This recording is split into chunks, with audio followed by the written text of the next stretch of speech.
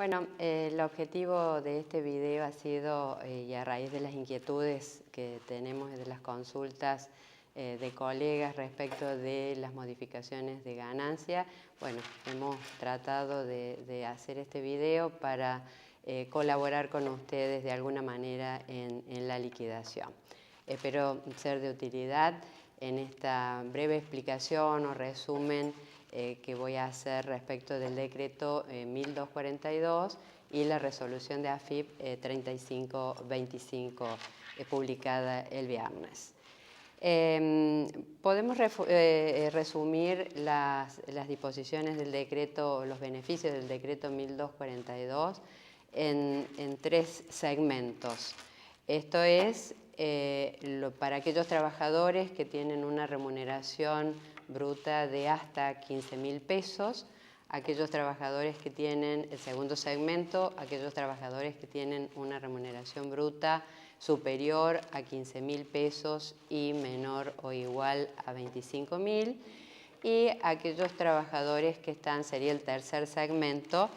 que están en la zona patagónica, definida en el artículo primero de la ley 23.272, que son las provincias de La Pampa, Neuquén, Río Negro, Santa Cruz, Tierra del Fuego, Antártida, Islas del Atlántico Sur y el partido Patagones de la provincia de Buenos Aires, ahí Chubut.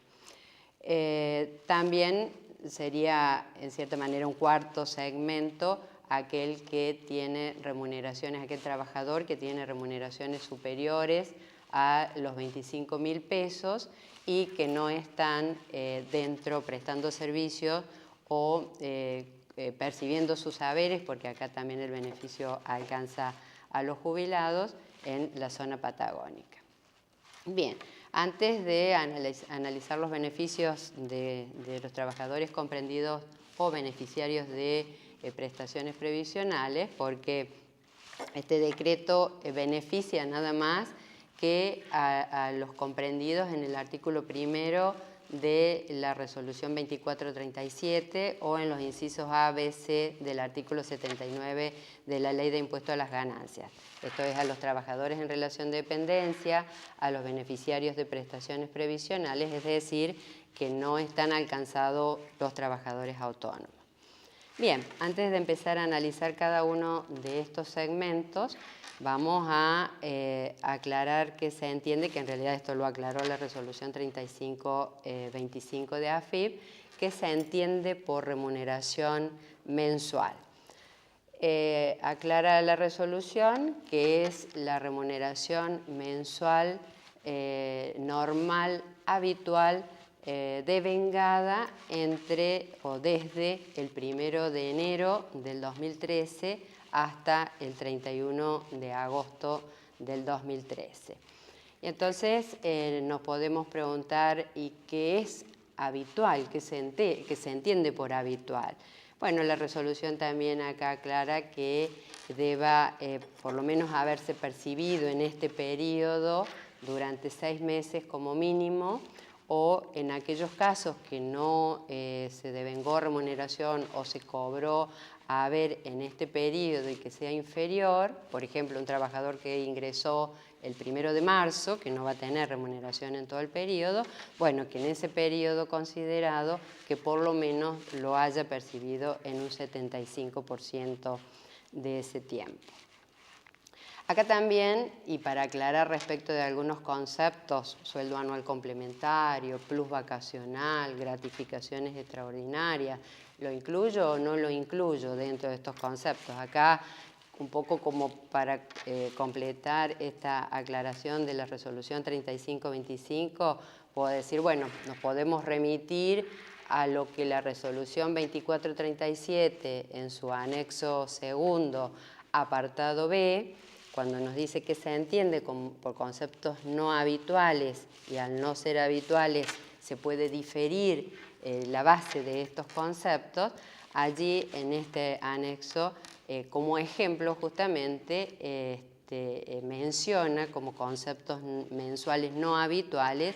a el SAC, a las horas extras, a las gratificaciones extraordinarias, o sea que allí podríamos tener la respuesta a esta inquietud.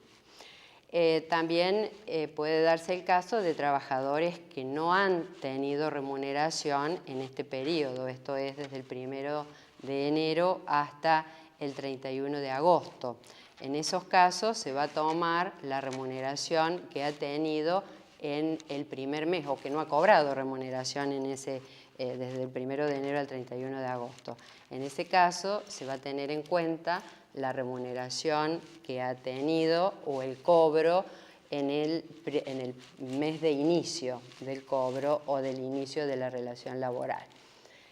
Si el trabajador, por ejemplo, hubiese ingresado un día 20, esto es, el mes no está completo, en ese caso debe mensualizarse el ingreso de ese mes a los efectos después de ubicarlo en cada uno de los segmentos que hemos definido.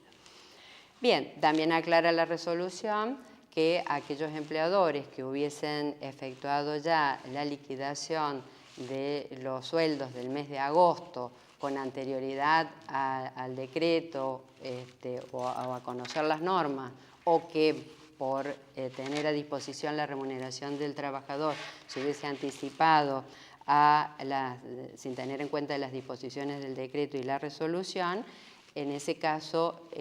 se exige o el empleador debe efectuar una liquidación adicional a los efectos de devolver en todo caso la retención que hubiese efectuado por los sueldos, indebidamente por los sueldos del mes de agosto.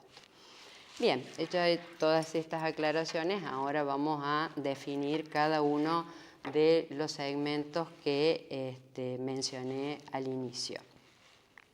El primer segmento dijimos trabajadores cuyas remuneraciones brutas mensuales habituales no excedan o sean hasta 15.000 pesos entre el 1 de enero y el 31 de agosto. ¿Qué beneficio tienen estos trabajadores o los trabajadores comprendidos en este rango de remuneraciones? No están alcanzados por el impuesto a las ganancias a partir del 1 de septiembre, es decir, quedan exentos del impuesto a las ganancias. ¿Cómo se debe proceder? En ese caso, se debe incrementar la deducción especial del inciso C del artículo 23 de la Ley de Impuesto a las Ganancias en un importe tal que la ganancia neta sujeta a impuesto quede en cero. Esto lo aclara en cierta manera el artículo 7 de la resolución, o sea, interpreto que se debe determinar la ganancia acumulada, luego se deducen o se descuentan las deducciones del artículo 23, nos va a quedar una ganancia sujeta a impuesto X. Exactamente en este monto es el que voy a incrementar la deducción especial para que de esa manera la ganancia neta sujeta a impuestos sea cero. Esto es respecto de los trabajadores que están en el primer segmento que definimos al inicio. Los trabajadores comprendidos en el segundo segmento, esto es, sus remuneraciones brutas mensuales normales habituales excedan los 15.000 pesos y sean iguales o inferiores a los 25.000 pesos, el beneficio que tienen es que se incrementan las deducciones tanto del inciso A, B, C del artículo 23, esto es el mínimo no imponible, las cargas de familia y la deducción especial en un 20%. Después al final les voy a aclarar cómo interpreto yo que debieran conformarse o debiera conformarse la tabla. Respecto del tercer segmento, esto es aquellos trabajadores que están en zona patagónica, las deducciones del artículo 23 se incrementan en un 30%. Acá interpreto que no hay límite de su remuneración, es decir, los que tienen una remuneración bruta hasta 15.000 pesos van a quedar exentos y aquellos cuya remuneración bruta sea superior a los 15.000 pesos, las deducciones del artículo 23 se incrementan en un 30%. Bien, y ahora por último me quedaría decir cómo interpreto yo que deberían elaborarse, me quedó el cuarto segmento, que sería aquellos trabajadores que no están en zona patagónica y que su remuneración excede los 25.000 pesos, que no tienen ningún beneficio. Esto es, se sigue aplicando la misma tabla que hemos tomado hasta la liquidación de julio o de los sueldos del mes de julio inclusive. ¿Cómo, de acuerdo a lo que interpreto, cómo quedaría conformada la tabla? Bueno, sería enero-febrero, con los valores que teníamos originalmente, por marzo, abril, mayo, junio, julio, por los sueldos devengados estoy refiriendo,